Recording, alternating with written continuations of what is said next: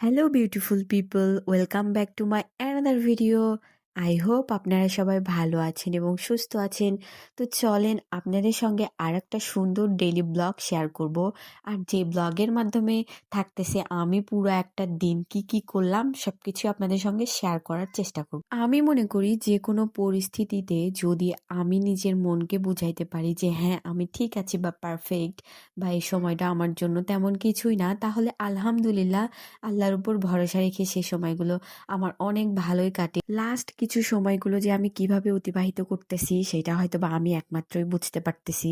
যাই হোক, সেসব এক সাইডে রেখে চলেন ব্লগের ভিডিও যেইটা সেইটা আপনাদের সঙ্গে শেয়ার করি।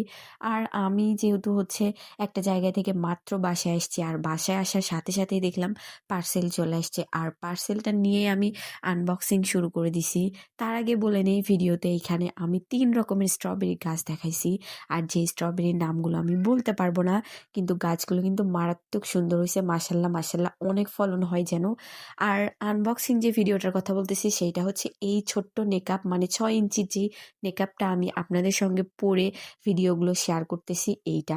আর আমি মনে করি যে পেজ থেকে নেকআপ কেনাটা মানে টাকাটা একটু বেশি খরচ হওয়া, কারণ শুধুমাত্র একটা নেকআপ ডেলিভারি 120 টাকা চার্জ দিয়ে নেওয়াটা, টাকার কস্টটা একটু বেশিই পড়ে যায়।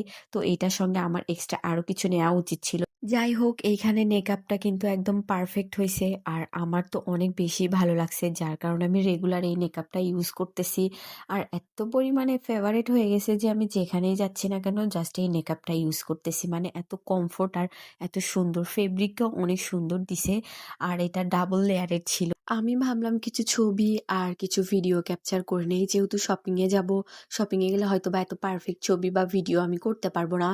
আর তারপরেই ঠিক আমার যাওয়াটা ক্যান্সেল হয়ে যায় দিনের বেলা। তারপর আর কি করব, সরিষা খেতে চলে আসলাম একটা ট্রেন্ডিং ভিডিও বানার জন্য। আর এই ট্রেন্ডিং ভিডিওটা অনেক বেশি দেখতেছিলাম। ফাইনালি আমি সবার লাস্টে এই ট্রেন্ডিং ভিডিওটা করে ফেললাম। আমার বাসার সামনে সরিষা ক্ষেত থাকার পরেও কিন্তু আমি এতদিন পর এই ভিডিওটা ফাইনালি করতে পারলাম। তাও 3-4 বার ট্রাই করার পর ফাইনালি একটা পারফেক্ট আসছিল। আর যেটা কিন্তু অলরেডি আমি আপনাদের সঙ্গে শেয়ার করে দিছি।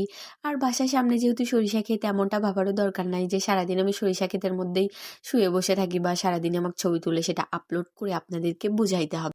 আসলে সবকিছু নির্ভর করে একমাত্র আমার মনের উপর। আমি যদি মনকে ভালো রাখি তো মন ভালো, মনকে যদি খারাপ রাখি তো মন খারাপ। মানুষের কথাতে আমার কোনো কিচ্ছুই যায় আসে না, এটা লাউড অ্যান্ড ক্লিয়ার।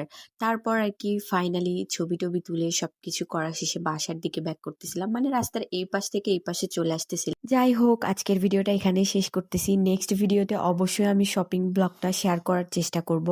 দেখা হবে নেক্সট ভিডিওতে। Thanks for watching this video. By.